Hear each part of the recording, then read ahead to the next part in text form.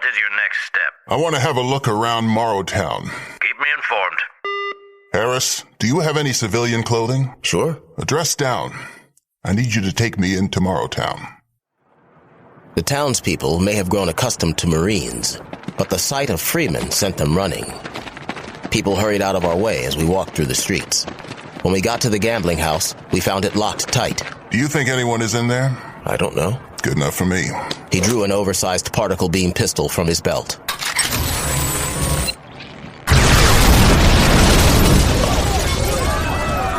could have knocked. Freeman did not answer as he disappeared into the smoke.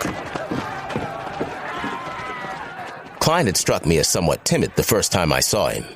On this occasion, he went from timid to terrified. May I help you? Freeman walked over to Klein and placed the photograph of Crowley on the bar. We're looking for this man. He came in a month ago. That was the only time I ever saw him. What do you remember about him? He played a few hands and left. That's all I know. Well, maybe this will jog your memory. I think he came here looking for soldiers. He asked me if any of the Marines from the base were coming and offered me $100 just to let him join the game. Anything else? That's everything. Never shifting his gaze from Klein's face, Freeman placed his pistol on the bar. Then he reached into a pocket below his chest plate. After fishing around for a moment, he removed a small silver tube. Your name is Klein, is that right? Yes. Do you know how to kill ants, Mr. Klein? By stepping on them? Yes. You can kill one ant that way, but I mean a whole hill of ants. No.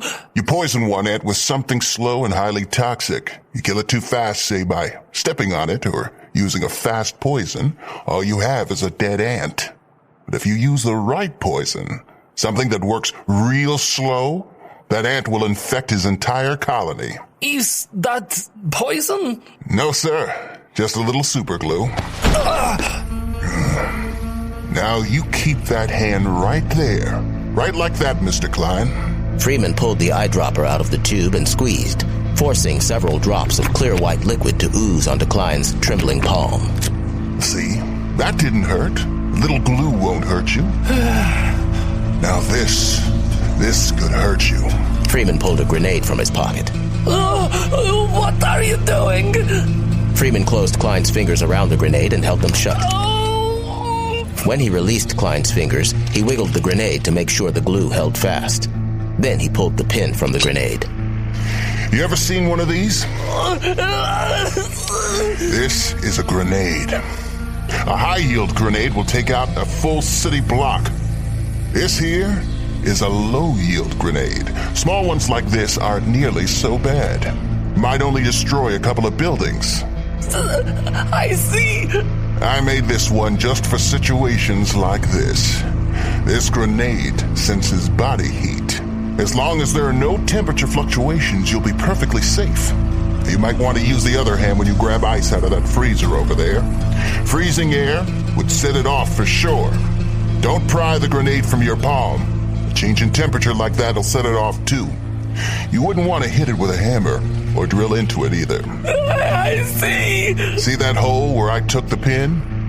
If anything goes in that hole except this exact pin, that grenade will explode.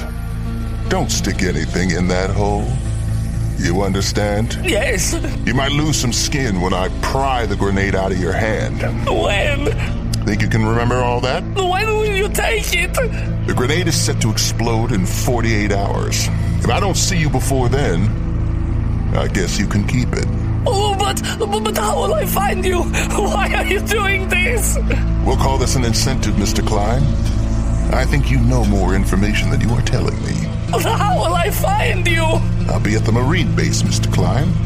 You come down and visit me if you remember something, but don't wait too long. Don't show up in 47 hours and 59 minutes because I won't want to talk to you. With that, Freeman packed up his picture of Crowley and his gigantic pistol. He screwed the cover back on the tube and started for the door. I followed.